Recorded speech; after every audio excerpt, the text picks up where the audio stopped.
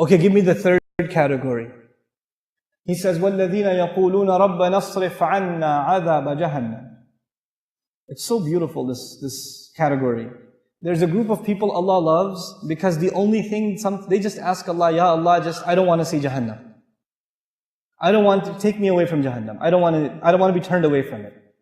إِنَّ عَذَابَهَا كَانَ غَرَامًا إِنَّهَا سَاءَتْ مُسْتَقَرًّا وَمُقَامًا. Its penalty is very heavy. It's a huge penalty. I can't bear it. I can't even think about Jahannam. It is a terrible place to be for a little while or for a long time. I have to explain this part to all of you. It is a terrible place to be, mustaqarran, for a little while, wa muqaman, long term. Now, there are some people, like I'm sure you've seen this on YouTube if you follow my videos. There was a young girl in Florida at a youth program. She asked me a question. She wrote it down. She said, I do a lot of haram things. But I'm not going to hell forever, right? Because I'm Muslim. So even if I do go to hell, it will not be forever. This dua says, I don't want to go to Jahannam, not for a long time, not for a short time. I don't want to see it. Allah loves the people who understand that they don't want any part of Jahannam, short or long. There are some Muslims who say, of course I don't want to go to Jahannam forever, but I don't know, one weekend, maybe we could do that much haram. You know, this is from the Jews. Ayyama ma'dudat. They said a few days, we can handle it. I mean, come on. You know, after that is the Jannah, man. It's okay. So then you party here, you pay one weekend price, and then you go back to Jannah. What's the big deal? Allah says, those are not Ibadur Rahman. Ibadur Rahman are the people, the special people to Allah are the people who say, Ya Allah, I don't want to see Jahannam, not for a day, not for 2 days, not for a minute, not for a second, and not permanently. I don't want anything to do with Jahannam. I know it'll take a long time for me to explain this, but I want to take a minute or 5 minutes at least to explain this to you. There's an ayah in Surah Al-Anbiya. There's one ayah in Surah Al-Anbiya that describes the least punishment in Jahannam. Jahannam is described in so many places in the Quran, but the least, the easy punishment of Jahannam is described in Surah Al-Anbiya. How easy is it? The person described has not tasted the fire. They have only tasted a breeze. You know, when you have a fire, it has a hot wind. The hot wind is called lafha, with a lam. But the ayah doesn't use lafha. It says, وَلَئِن مَسَّتْهُمْ نَفْحَ, with a noon. With a noon, it actually means a cool breeze, not a hot breeze. And nafha is used when, when you close the door and some hot air comes in, as you're closing the door, that the air that comes in or goes out, that's called nafha.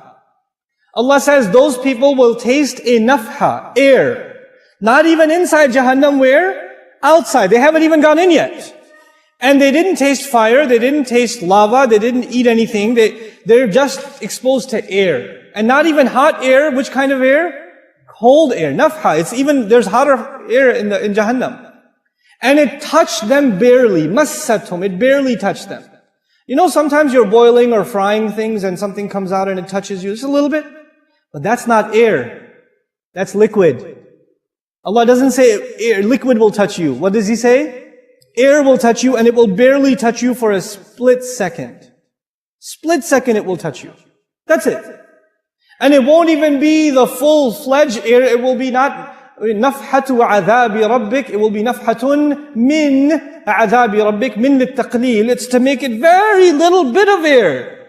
It's just tiny little bit. So it's not even the whole door was opened and the wind came in. It was like a tiny little, you know how you have window inside the window? Little bit of it opened and a little bit of an air came out and you felt it on your skin just for a split second.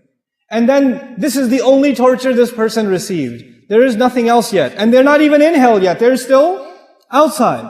That's evident from the word nafha. He says, Ya waylana, the person swears, I have never felt more torture ever in my life. This is the worst, I must be in the worst part of hell. Wayl, the Rasul ﷺ describes wayl as the worst part of hellfire, so scary that hell itself is afraid of it.